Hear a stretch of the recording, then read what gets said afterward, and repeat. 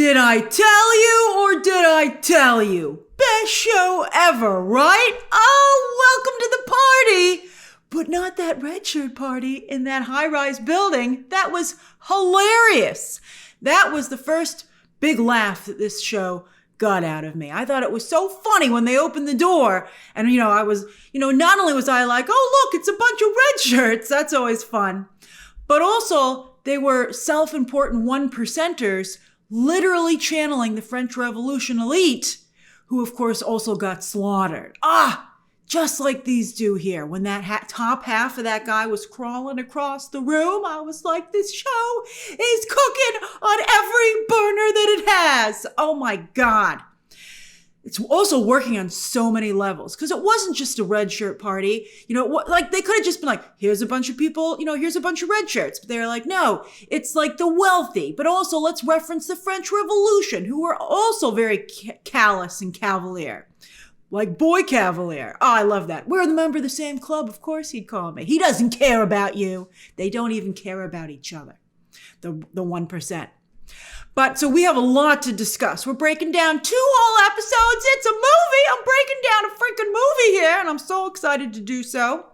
And because of that, though, I don't usually include chapter times and breakdowns because this one is so freaking long. And I'm sure because there's so much to discuss, each of you have different things you want to discuss first. You can jump to right where you want to go. Like maybe you want to talk about the new aliens first, who are as gross as a slideshow in sex ed class. Intentionally so, by the way. They're still doing that. I love it. So you have those chapter times down below. But where I want to start is, I think, with all the franchise references. That's always a fun place to start. And I was really impressed with how many of you wanted to prep and rewatch, Alien, and also I think Blade Runner would have helped those movies to prepare. So let's discuss that. And on that note, and then we'll go into the new world that Noah Hawley is creating. But on that note, I'm very excited to hear what you think of this show. I got it a little before you, so I'm so glad to have you now that we can talk about it. So I want to hear your developing theories. I want to hear your favorite characters. And I also want to hear what you think of the new aliens that disgust you, right, and fascinate you the most. That's interesting. And of course, be sure to subscribe because we're going to have this party every Tuesday, baby. I'm going to be breaking down Alien Earth episodes each week as they drop, and I'm excited for you to join me. So hit that subscribe button and the bell notification so you'll know as soon as the videos go up. All right, so it seems to me that Noah Hawley is primarily drawing from Alien, 1979, Aliens, 1986, but I also see very clear references to Blade Runner from 1982. So that's Ridley Scott, James Cameron, aka Jimmy C, and also again Ridley Scott. Not bad source material. Speaking of the timeline though, within the franchise, where does this show take place? So this timeline thing is going to frustrate, it's going to frustrate the people who would care about it. So at the beginning of this show, they actually write up on the screen 2120. That's when this all takes place. And of course, the first Alien movie takes place in 2122, 2 years after this film. But it would make no sense for this to happen, before the first Alien movie. In fact, it would totally undercut that film if Earth already was aware of xenomorphs and stuff like that. So there's no reason to. It's actually harmful. And Noah Hawley himself refuses to definitively call this a prequel. When asked about the timeline, he says he doesn't want to actively engage. He wants to pay homage to the franchise, but he doesn't want to actively engage with it. That's what he said. So then why nail things down with a date? He doesn't need a date. It takes place in the world of Alien. It's like one of the few things that I think Noah Hawley gets wrong. So going through the references, there is a quick nod to Alien Romulus. They don't really factor in Alien Romulus a lot on this show. And it's interesting because Alien Romulus is also very referential to other Alien storytelling. Very successfully, I might add. Although, I think because of the shortened time, it's just a movie versus a series like this, which is 8 episodes. Alien Romulus doesn't feel as much as like its own thing as Alien Earth does, particularly because they're doing such a great job establishing what's going on Earth. Well, you'll see. I've seen 6 of the 8 episodes. Oh boy, it's cheating having so much more time to tell a story, but very exciting. But when Hermit makes a request to be let out of his company contract and is denied, of course, the same thing very similarly happened to Rain in Alien Romulus. So I liked that kind of callback.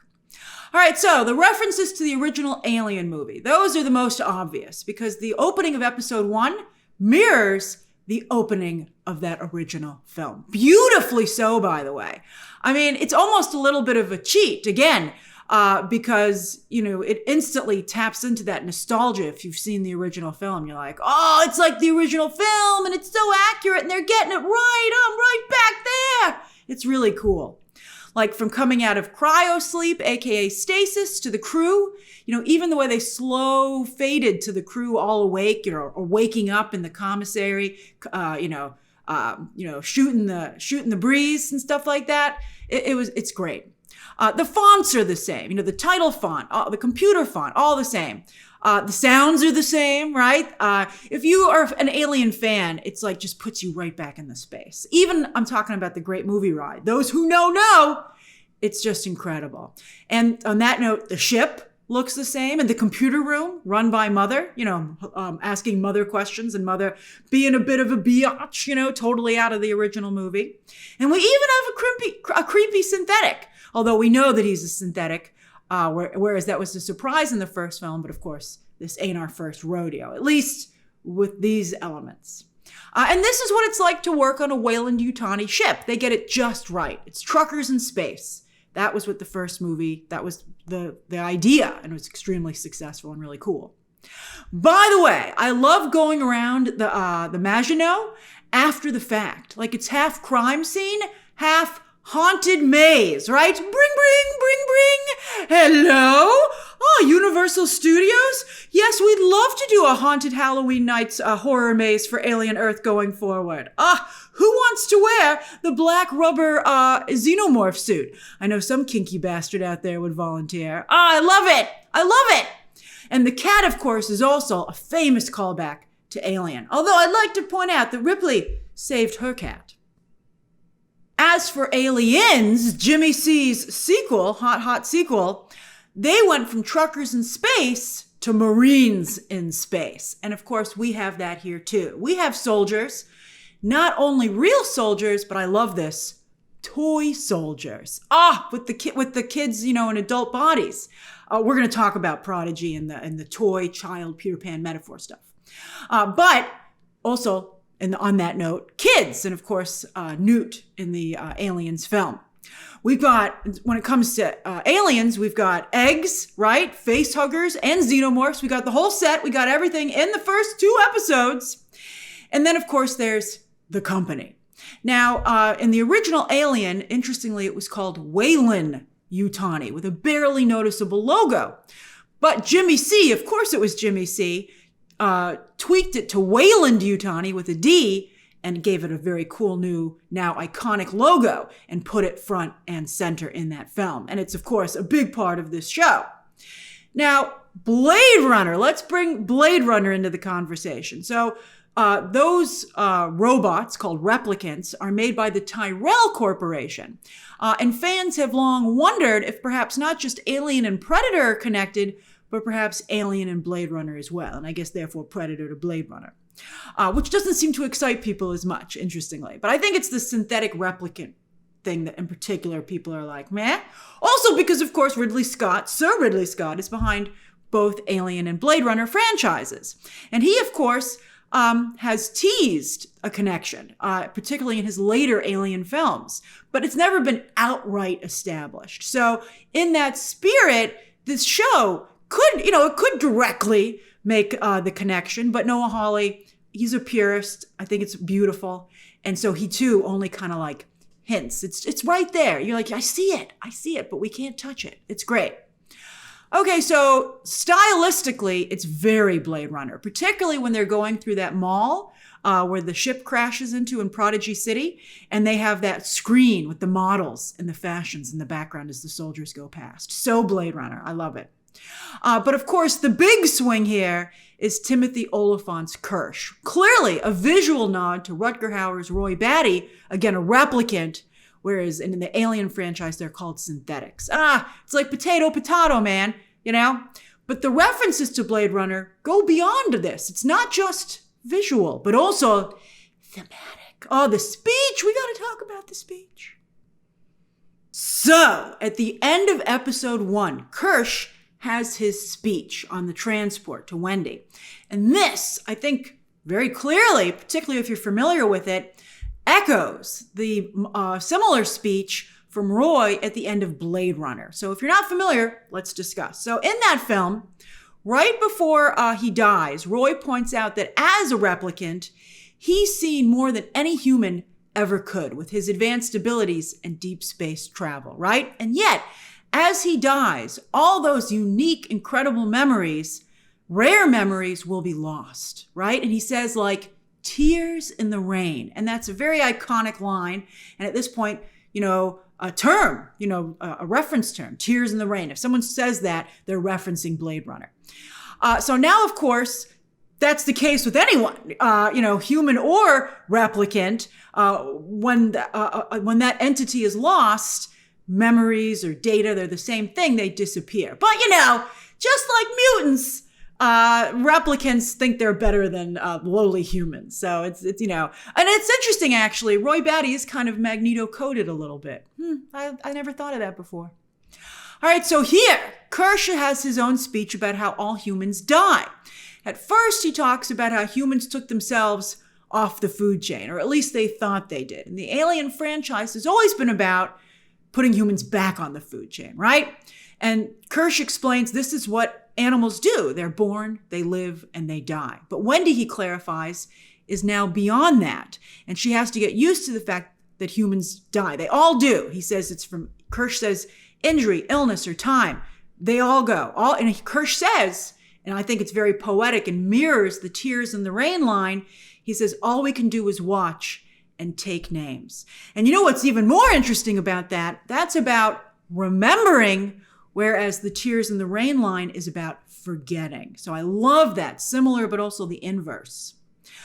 So it's a little bit also, speaking of Marvel, like The Watcher, right? The Kirsh sees synthetics, which was what we call them in the Alien universe, as witnesses, keepers of history and knowledge, etc. But Wendy, she's like, nope, I'm saving my brother. She insists her brother will not die, right? And I wonder, because there's so much discussion about what makes us human, and we're going to talk about that too, but in this situation, I think maybe that's what separates her from Kirsh, her humanity. I think it's our emotional connection to others, right? Is he capable of an emotional connection to anyone? Or they talk about emotions, and it's so interesting. We're going to get to that, but some kind of connection. And then also, I think humans' refusal to accept what a practical being like a machine would see as absolute. And the refusal to accept it, but also the hope that it can be overcome. Perhaps that is one of the most human attributes. And I think that's also beautiful. Okay, so that's the references to the past of this franchise. Now, that's great. That's another great thing, I guess, when you think about it. Speaking of being poetic, Alien Earth looks both backwards and forwards. Because now we're going to talk about the things that Alien Earth is adding to the franchise. All the new stuff. All right, so here we have humans and synthetics, as we did before, but now also cyborgs, hybrids, and new alien parasites. Oh my! As I said, cyborgs and hybrids are new, and as are most of the alien parasites that we end up dealing with here. But we still get a lot of xenomorph action. So a new element is the Cyborg Morrow, as in tomorrow. I think he's named after tomorrow, which is great. The Maginot's Chief Security Officer. As we touched on in my non-spoiler review, Maginot refers to the Maginot Line, which I'm now pronouncing correctly, a term from World War II, which means a defense strategy that ends up being ineffective against an advanced opponent. Now, some of you said, why on earth would anyone get on a ship or name it in the first place after a term for something that went horribly wrong? And to that, I would say, I think I got a pretty good education, but clearly my World War II education is lacking because I never heard of it. So perhaps in the year 21 or 20 or close to that, adjacent, maybe everybody's forgotten about Maginot. And I wonder, I don't think they say it in the show. I think Maginot, with the way I was pronouncing it, because, I don't even know if there aren't countries anymore on Earth. But it's interesting. I don't know. I think it's really fun. And I mean, it's a great name, from an intellectual perspective, when breaking down what the show is trying to say. All right, so Morrow, who I also, by the way, said in my non-spoiler review, very quint-coded. What do you think now that you've met him? So Morrow might be only part machine physically, but he seems to be mentally all machine when it comes to his loyalty to Weyland-Yutani. It almost seems to defy logic, particularly when we know that Weyland-Yutani is such a horrible company that cares nothing about its employees. By the way, a really important thing to take note of, and I believe it's intentional because of how smart this show is, when does he choose to use his human hand and when does he use his cyborg hand? You might be like, duh, when he needs to do stuff that a human hand can't do. Not true. Well, I mean, like he types with his human hand when communicating with Mother. I think maybe perhaps intimating a personal connection, right? He could use his computer hand to do that. Why not plug into Mother and talk to the computer directly, right? His cyborg hand, though, is what he uses when he prepares to crash, having just let the last remaining crew member die, right? So he's like, did his last bit of his humanity die with her, right? That's really interesting to me. And that was a very close call for Morrow. He got drooled on just as the door was closing. By the way, that's another new element added, the impact room, which is in Mother's computer chamber. I guess Mother looks out for those who are loyal to her. You would think it would be somewhere else, right? I think that's fascinating. It's like, okay, I mean, I guess that just shows also where Mother's priorities are. Not piloting the ship or with any of the weapons or the security. Tell Mother what's happening and Mother will tuck you in and take care of you. I love it. This episode, we learned that Morrow has a Swiss Army cyborg arm. I love that. That can, so far, we see it make a blowtorch and a knife. And at least in that arm, he has super strength. I'm not quite sure how that would work, but when he wants to do something that he couldn't do as a human, his arm can do it. Then, with further expanding the world of the Alien franchise, we are learning more about Weyland-Yutani. Not just this mission that they've sent this research vessel on, this deep space research vessel, but we get a brief glimpse of the current CEO, which is very exciting. And then also, we learn that in this future, the Earth, and in fact, not just the Earth, but our entire solar system governments have been, as I said, done away with. And instead, there are 5 companies that rule our solar system, including Weyland-Yutani and this new company, Prodigy. But I think it's very interesting that Noah Hawley and his team chose to make it 5 companies. Because when you think about it, that could be Google, Amazon, Apple, Tesla, and Facebook/Meta. Ha ha! Just saying! Just saying. I think that's fascinating. So the Maginot is a Weyland-Yutani deep space research vessel that was going out to get these specimens, right? But there's another, that's the big move that Weyland-Yutani is making right now. Is it for, research? Is it for biological warfare? Maybe both. We don't know yet. But Prodigy is working on something very exciting and cutting edge as well, and that's making hybrids. Like I said, lots to discuss with this show. We're only halfway through the breakdown because it's just so layered. You would need a computer mind almost to be able to catch everything and organize it. Whew, I pulled it off. But speaking of the computer mind, Boy Kavalier points out that it's one thing to be able to recall and cross-reference information like Kirsh can, but Kirsh is incapable of forming his own thoughts. I don't know about that. We'll see.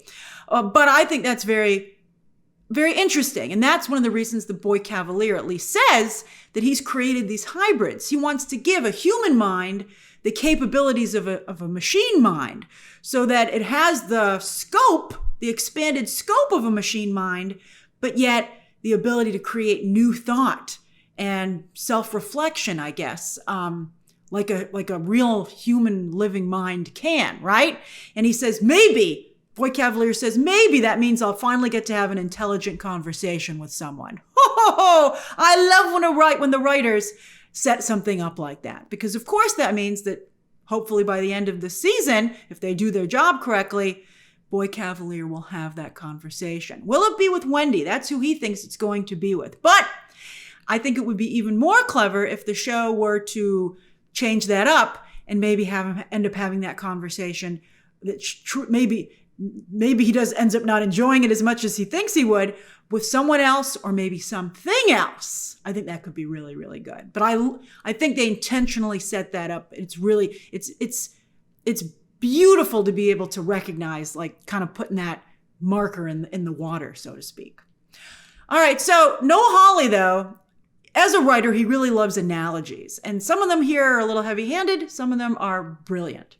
So the obvious one, of course, is Peter Pan. This thing's got Peter Pan all over it. And Boy Kavalier is obviously our Peter, taking his Wendy and the Lost Boys to Neverland, where they'll never have to grow up. Although just like Peter, Boy Kavalier's motivations are selfish. I love it. I wonder who will be the Captain Hook on this show, right? In this analogy. But the Neverland here looks just like the Disney Neverland, which I think is hilarious. And because Fox is now owned by Disney, Noah Hawley gets to use all the actual footage from the Disney classic animated film. I think he does it a little bit too much. And also, by the way, he also, of course, references the original novel too, with those passages being read. But then also Noah Hawley throws an Ice Age. Oh my God. Now, of course, also it's Fox technically, but now it's also owned by Disney. But you're like, whoa, this is it's like too much IP, you know? I don't know. I think I can understand the Peter Pan. I think the ice. What do you think? Did it take you out? For some reason, it didn't take me out, but I did chuckle at it.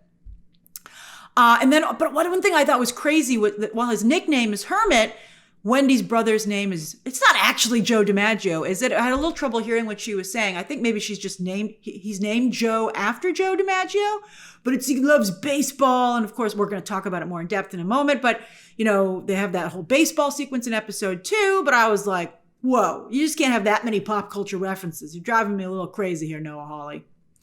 But one thing that I do like, which is based on not a pop culture story or thing, but on a fable, The Scorpion and the Frog. This is actually brilliant.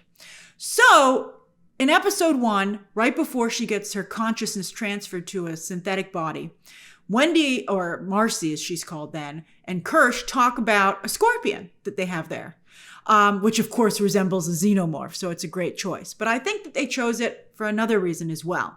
And the discussion that she has with Kirsh is it a monster just because it's scary and it can hurt you? But what about having compassion for it and understanding its circumstances and its perspective? That's what Kirsh counters with, right? And he's kind of winning her over to his side. But I would say, if I were representing, we'll talk about her sessions with her human counselor and her synthetic counselor because of the two sides that she has now. But if I were the human counselor, I don't think Sylvia is doing a very good job. I would counter, let me tell you the fable of the scorpion and the frog. So the frog had compassion for the scorpion. They became friends, and he helped the scorpion across the river on his back. But when they got to the other side, sure enough, right away, when he didn't need the frog anymore, the scorpion stung the frog. And the frog was shocked and said, what did you do that for? I thought, not only did you say you wouldn't do it, but we became friends. How could you do that to me? And the scorpion said, it's my nature. Basically, it's who I am. And I think that's a very important lesson, which should be remembered when we watch this show. It's brilliant. So yes, Wendy is the very first hybrid, a child's mind, a terminally ill child, transferring the consciousness to an adult synthetic body because the body won't age. So they have to give what will be her final form. But that's gonna do a number on you, right? Mentally. So she has representatives, people to guide her through this process. A human and a synthetic, both kind of sitting on her shoulders. Is one a devil? Is the other an angel? Is it that clear cut? I think that's great. And it's situated that way in the scene, the way they film it. It's really clever. I thought it was fascinating, by the way, to point out that synthetics are emotionless because they don't have the hormones that a body generates that are what are responsible for our emotions. That never occurred to me. I mean, we've seen a lot of, robots historically have always been portrayed as not having any emotions, but for some reason I never made the connection that it was biological. So that was fascinating to me, right? I just love that. Now, Prodigy is trying to counter that by falsely mimicking emotions. I'm not sure how they would even do that. How do you figure that out? But they're trying to, they've programmed Wendy to have emotions, but that means they could also turn them off if they wanted to and manipulate them. So that's very scary. You have she technically has emotions, but she's not in control of them. That's amazing. So Sylvia points out that if hybrids are able to retain their humanity, they don't want to just help Wendy. They're creating a product here. So that would mean that Prodigy would have solved death, right? What could you charge to be able to transfer a human consciousness to an immortal and even stronger, better synthetic body? We can't all take super soldier serum. But if hybrids don't retain their humanity, then Prodigy has simply created, she says, immortal consumers. Or, things for themselves. I'm not sure if Wendy were to lose her humanity, that she would become a consumer. Why would she buy anything? Right? I guess Prodigy got her money, and they're like, well, your consciousness is already transferred. We got your money. So, who cares what happens to you after the fact? Oh, that's very, so I wouldn't say consumer. I would say chump or customer, a mark, when you con somebody. That's what maybe they should have said. By the way, the Prodigy logo is a teddy bear, a nod not just to him being a boy genius, but also, of course, that's a toy. And I think that very much these hybrids, are toy soldiers. I like calling them that. I don't think the show is focusing on that too much, but I really like that. And then also, what else I realized? You know what they historically have put in teddy bears? Nanny cams. And sure enough, Boy Kavalier can see what each of his hybrids looks at. Talk about not having control of your own body. Forget emotions. They don't have control of their entire whole bodies. Because as he said, when they're in the field, when they're deployed to the crash site, he says the data is just flooding in. It feels like Christmas. And that's one of two Christmas references in tonight's 2 episodes. And Christmas, of course, is a very child-centric holiday. So great choice. Boy Kavalier and his team make a bunch of hybrids, all terminally ill kids, which is, I think, how they're able to convince them to take such a risky step. It's never been done before. The choreography of the sequence where they transfer everybody one to one and the way the camera moves all in basically this long one take was amazing. I loved that sequence. I was like, this show is so special. I thought it was fantastic. And they have code names because it's supposed to be a secret, so they can't have their... who on the island's like, oh yeah, I know you. But, they want to have the Peter Pan metaphor, so they all take on a name from the actual book as the Lost Boys. And Wendy, of course, is Wendy. And she seems to be very special. And remember, jealousy was a big part of the Peter Pan story as well. Who's Tinkerbell? I didn't even think of that. Interesting. But Wendy has special abilities, it seems, that none of the other hybrids do. She can control computers, like advanced Tony Stark. Even Tony would be jealous of her abilities. I love when she's flipping through the cams to look for her brother. That was great. She's like, everything is an iPad to me. I love it. She seems to be literally magnetic when she sticks that sword on her back. I'm surprised none of the other hybrids weren't like, why do you have a weapon? Can we all have weapons? And then also, what is she hearing when they get to the crash site, when they're around the aliens, that no one else can hear? And also, she dreams. When they first transfer her consciousness, she's like, well, I dream. They're like, you tell us. You're the first. But also, I think later on, she's having flashbacks to her past. And, I think that's a flicker of humanity, right? And she dreams of her father, played by Noah Hawley, right? He said that he it's a very small role. I have no problem with that cameo. I think it's actually nice. And that's his son, his own son, playing her brother as a child. And Hawley said he played the father to be able to elicit the performance he wanted out of his son. I'm like, I don't see a lot of big, deep acting here. I think anyone could have gotten that reaction, unless the son's a horrible actor. But it was cute. I like it. And they're all very well cast. Noah Hawley's son sure looks a lot like him. And, they do look like the actor they cast as Joe. And I think that Wendy, the actress playing Wendy they all look alike. They all, and also, even though that's actually a robot body, it's designed to look approximately like what, Wendy/Marcy would have looked like when she got older. So they really sell the family. I feel like they're a family, which is great. So let's talk about Joe, aka Hermit, who's anything but a hermit, by the way. He's great. He's like, I'm going out there. I love it. But he's such a squishy, vulnerable human. I'm constantly terrified he's going to get killed. I'm like, no, protect Joe at all costs. Neat idea, by the way, that by the end of episode 1, they're both stuck taking orders from Prodigy. I liked that a lot. So to keep what Prodigy is doing by creating these hybrids a secret, it's proprietary. It's a big company secret. They want this product to be a surprise. They've told the families that, they said, oh, we'll try and help your sick child. And then they tell them the child died. So horrible. When in fact, the child's been made immortal. Their spirits have gone into another body, right? Even though their mortal original bodies are gone. Which I think is interesting. At first, I didn't understand why Slightly told that story about his father's funeral, where they had burned the body alive. And Slightly had wondered if somehow maybe they'd made a mistake and his father had been alive when they did that.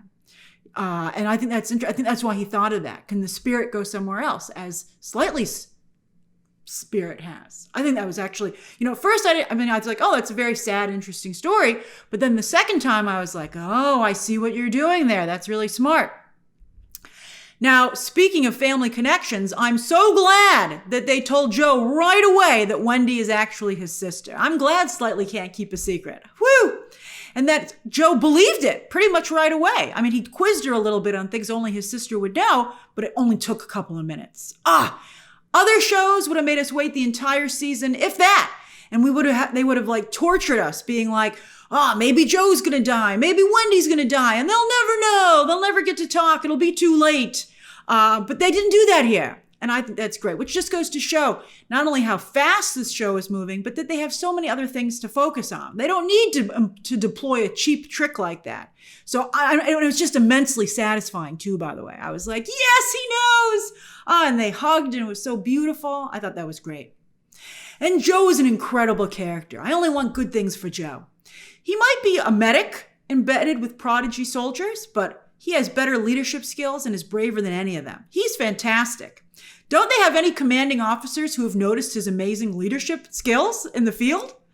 I mean, who keeps their cool when the ship appears? He's the one who has to tell them all what to do. Who barely flinches when they get to the crash site, when the debris is falling? He's like, no problem. By the way, I love that the ship's the Maginot's engine was still firing, kind of like making burrow more slowly because it had hit the ground in a building, but it was like still trying to burrow in. I thought it was such an amazing shot too. I was like, I love it. And then when he's almost killed by that xenomorph in the elevator, I mean, he's freaked out, but he still keeps his cool and tries to call it in with a detailed report. I was like, this guy's amazing. Give him a medal. Do we give medals here at Prodigy? We should make one for him. And then he tends to his own wounds. What a boss. Oh, I love him. Then in the apartment building upstairs, when after that red shirt party closes the door, and he's talking to the other soldier, and he recognizes the xenomorph hiding in that modern art sculpture behind them. That was like one of my favorite moments in tonight's 2 episodes. I thought it was just so cool and so effective, and it was but beautiful and terrifying at the same time. And then Joe doesn't scream. I mean, he's terrified, but he not only keeps his cool, but he tells the other soldier, move. And he doesn't do it like with a quiver in his voice or like, oh no, I'm so scared. He's like, I'm going to save this guy. And he like commands him, move now. Oh my God, how is Joe not in charge of a battalion? Oh, it's fantastic. Then that soldier got killed because he didn't move fast enough. And he was flailing around like a rag doll with his finger pulling the trigger. And it was just firing everywhere. That was an amazing shot as well. The whole apartment building sequence was just so incredible. But then after the guy lands on him, what does Joe do when he gets up? He picks up the gun. Now, he's still not very good with the gun. And maybe that's what's keeping him from getting a promotion within the soldier corps. No soldier training. Someone should give him training. I mean, that's all he's missing. But he has the heart of a hero. I love the shot of him with his, with just his wide eyes staring into that Reggie Jackson footage. And I don't think he cut that baseball. What a great guy. I'm like, take it. You've earned it. These people are all dead. Take the baseball, Joe. But that, the name of the title of episode 2 is Mr. October, which was Reggie Jackson's famous nickname. And as Joe's father said about that moment for Reggie Jackson, sometimes the world gives a hero a moment to shine. And clearly, the story that's being told here is going to be Joe's moment to shine. I love it. But he and the planet Earth, by the way, sure are lucky that Xenomorph decided to stay in the building and didn't go out a window. I mean, I know they were like 65 stories up, but I'm pretty sure it could have maybe climbed down the side of the building, right?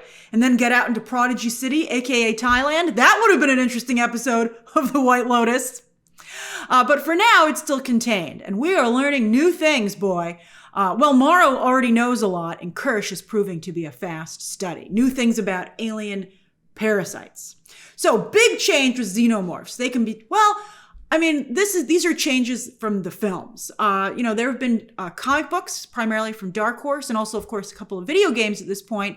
And I believe some of these other things, these things that are new to the movie space, some of them come from the comics and the video games. And so it's great that Noah Hawley and his team know their stuff so well. All right, so a xenomorph here is taken down with electricity. Not killed, but taken down and contained with some sort of spray polymer. Well, sort of contained. When it wakes up, it got out pretty easily. I was like, that's pretty effective. We're making progress here. And we see that xenomorphs are drawn to fear, which is from the comics and the video games. It's been suggested there. But I think here they make it they make it canon. Morrow actually says it. Now, it might still have attacked Morrow. It was trying to decide. It was like, is that a whiff of fear I smell? It was almost like a wine tasting. It was swooshing the pheromones around in whatever its nose is. But it decided that the soldiers back there were a lot more afraid, and so it went there instead. I think if maybe those other soldiers hadn't been there, maybe it would have gone after Morrow. But it was like, some very tasty fear back there. This would also explain, by the way, why xenomorphs don't go after synthetics, because as we discussed already, they have no emotions, and because there is no, they have no hormones, which are what create pheromones. There's no biology to create that scent. So that, to me, I love explaining it. Obviously before you're like, well, they're a machine and they're not drawn to a machine. But I love knowing the specific reason why not. It's lovely. By the way, another great bit of writing. Did you catch, and I only caught this when I rewatched the episodes a couple of times. So Morrow tells that Prodigy soldier at first, I'm not your brother, right? Only for the Prodigy soldier to then tell Morrow, I'm not your friend. That was a great mimicking of it. And, I wondered if it was just the writers mimicking the two scenes, or if perhaps Morrow, the half robot that he is, was doing it strategically. He was like, that soldier tried to win me over with the brother thing. Let me try the friend thing on this other Prodigy soldier. Maybe that kind of banter will work. Even though it didn't work on Morrow, I'd be like, Morrow, you got the exact same result. The other guy told you to F you, just like you told the other Prodigy soldier F you. But I thought that was interesting. I wondered if it was perhaps strategic on the part of Morrow. I kind of like to think that it was. Also, where did those 6 eggs come from? They're not in an open containment unit. Why are they just in the middle of the floor? I mean, and they were standing up. It's not like they rolled out, right? Only a queen can lay eggs. So what's going on in that ship? Joe, you're killing me, and maybe yourself, by getting so close to those eggs. I mean, again, it wouldn't be an Alien movie if people weren't getting too close to stuff and touching stuff. And he didn't touch anything, thank goodness, but he was getting awfully close. And he knows they're dealing with an alien situation because, like, again, the boss that he is, he recognized the code in the med bay that they were using, which stands for alien. So get away. Oh, by the way, where did the things go that were in that dude? They were like, I don't see him anymore. You're like, What? You should be very concerned. Fascinatingly, that xenomorph that gets Joe at the end maybe saved him. Because we don't see what happens to Joe when the xenomorph takes him, but we know for a fact that if a facehugger had gotten him, that would be all she wrote. So at least now, maybe he has a chance. Because remember, in Aliens, they didn't kill, the xenomorphs didn't kill everybody they took. They would take some of them down to their hive, and they would kind of like attach them to a wall with goo so that when the eggs hatched and the facehuggers came out, they would have someone to attach to. So here's hoping, Joe. Between that, that's the best alternative that Joe has. So that's interesting. So Wendy, of course, goes after him, and we'll see how fast she can really run. As for Kirsh, besides his fantastic speech at the end of episode 1, I love his frustration with these new hybrids that they won't let go of their humanity. Like his line in Counseling where he's like, she's not human anymore. Why are we pretending she is? Timothy Oliphant's delivery. Mwah! I love it. And then also when he says, fear is for animals. You are not animals anymore. Now move. I love him. I'm like, wow, we really lucked out on our synthetic mentor. He's fantastic. But I would say, sir, I may not have fear, but how about concern? Because this synthetic could still certainly rip out my robot eye, right? That would not be fun. Although, in the defense of that eye alien, that Nibs was like catnip to it with her giant eyes. He's like, come on, you're like basically teasing me here. Come over here and replace one of those. I don't even think people would notice on her. And while Kirsh is frustrated by their humanity, I'm surprised he doesn't remember that they are still kids, right? And that's another one of the reasons they're making so many mistakes. I'd be like, they still have their humanity, but they're also human kids. So come on, Kirsh. Toodles shows the most promise, though, right? I love this actor from Shadow and Bone. As even before he transferred, he said even as a human child that he really wanted to be a scientist and he was excited to learn new things, right? So he's doing a great job so far. The Weyland-Yutani Maginot ship has crashed into Prodigy City, and Boy Kavalier is holding off Weyland-Yutani with a ton of red tape and lawyers, right? The company way, as he works to harvest any valuable data and or specimens for himself.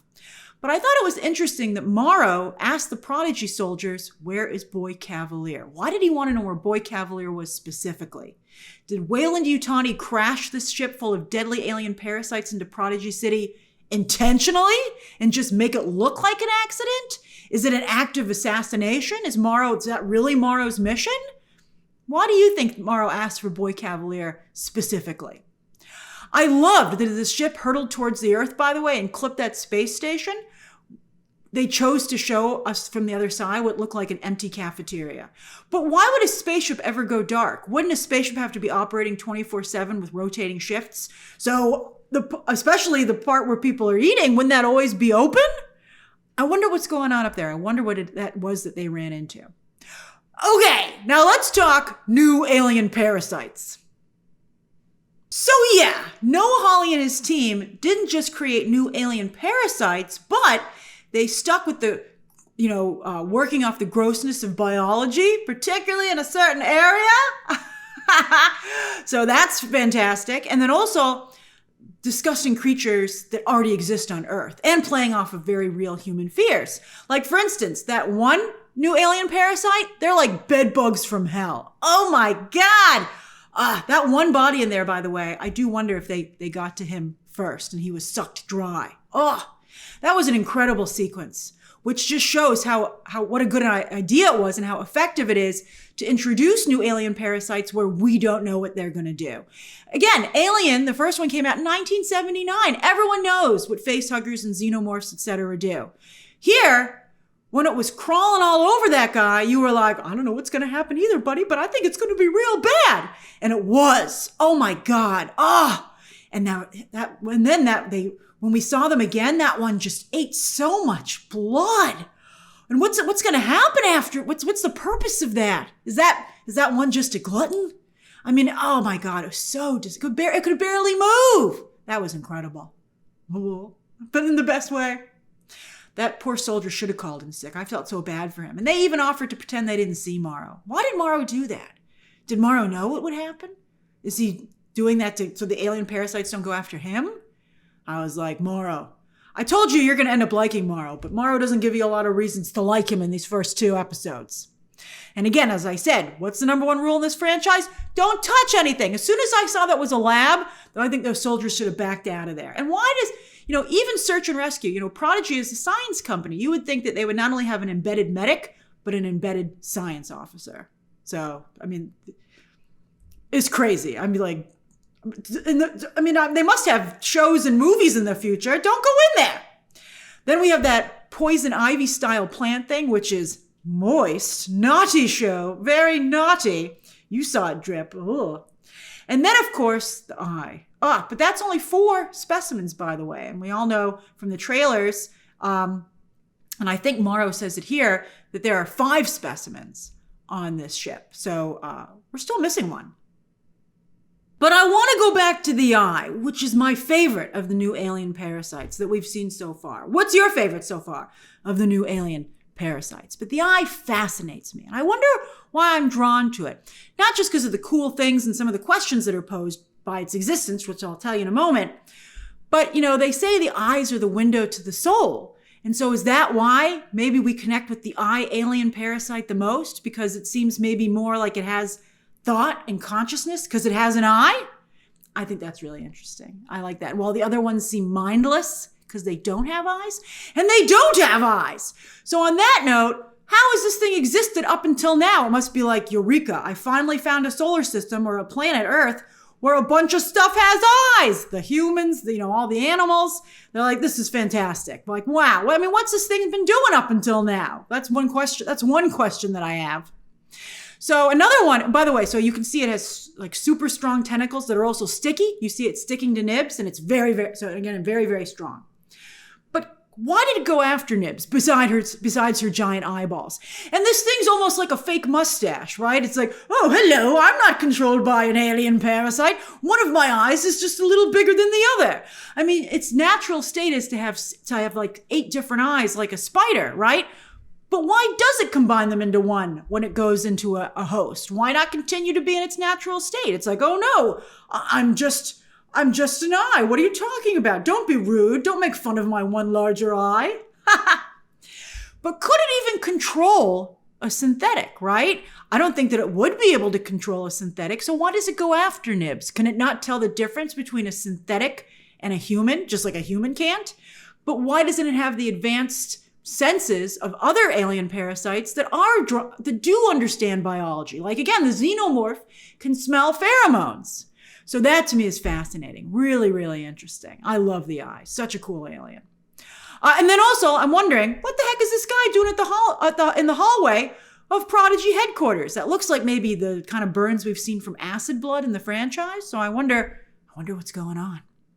All right, so that's my very long breakdown of Alien Earth episodes 1 and 2. A movie. I just broke down a movie, and there's so much more to go. This is basically an 8-hour movie. So I hope, again, you'll join me week to week. And thank you for, I hope you had as much fun going over this episode as I have. So I'm very curious to hear your thoughts down below, not just what you thought after you watched it, but now that we've had this more in-depth conversation. Have I sparked any new ideas for you? Share those thoughts down below. Again, subscribe today. And of course, as always, you can check out some more videos right now.